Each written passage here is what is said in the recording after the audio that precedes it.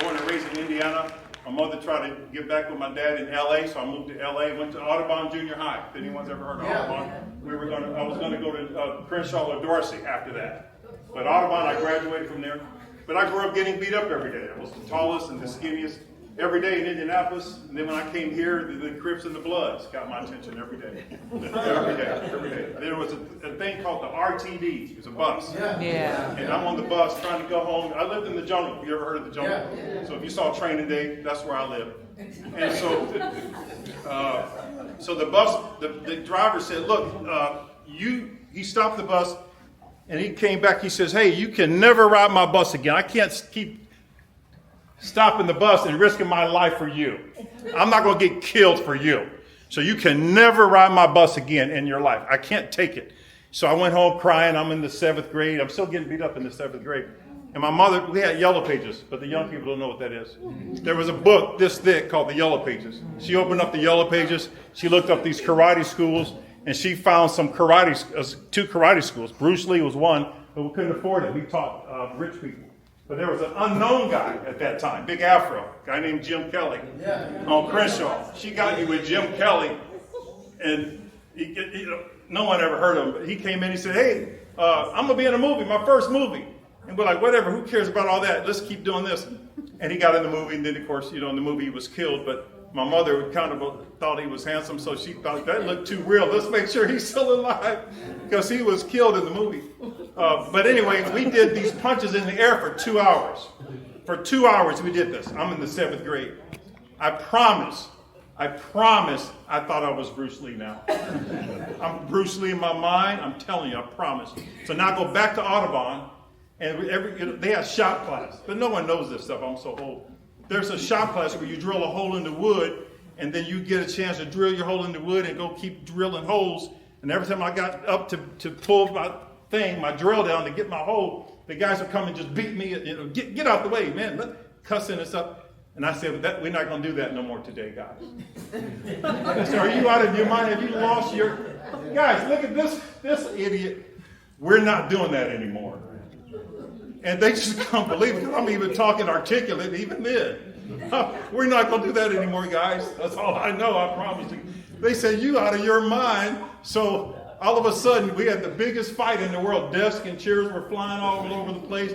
I broke my arm, and it was just a mess. But I said, I'm not taking this anymore.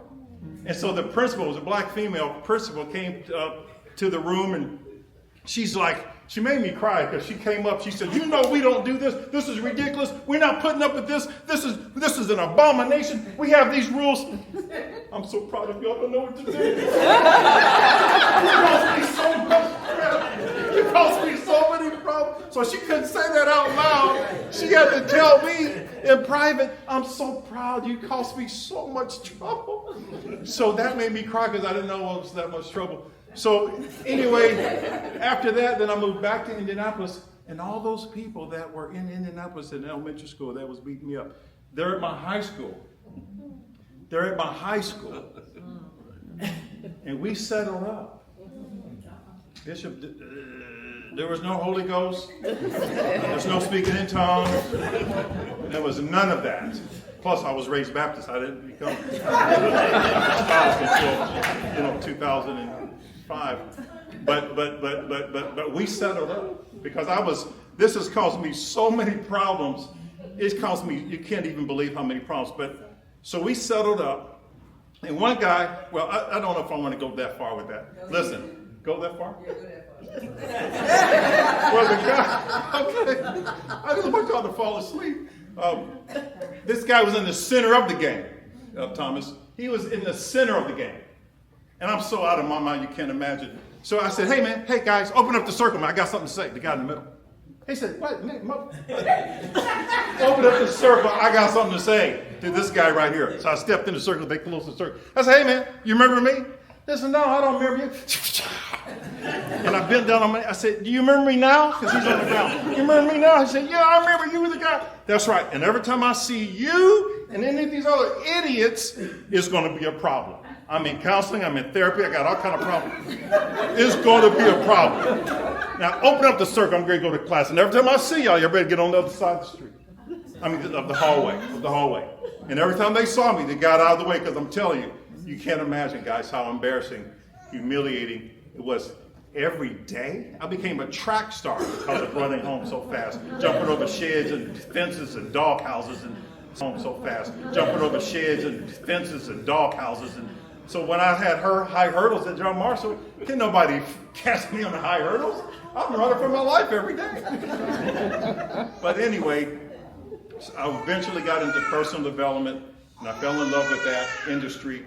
And so I want y'all to really emphasize, look, you as a young person, me either, we can't process what's happening to us as a young person. Me getting beat up every day, I can't process what's happening here. I'm not thinking that person's insecure, so they want to go bully somebody to make them feel, I'm not knowing all of that.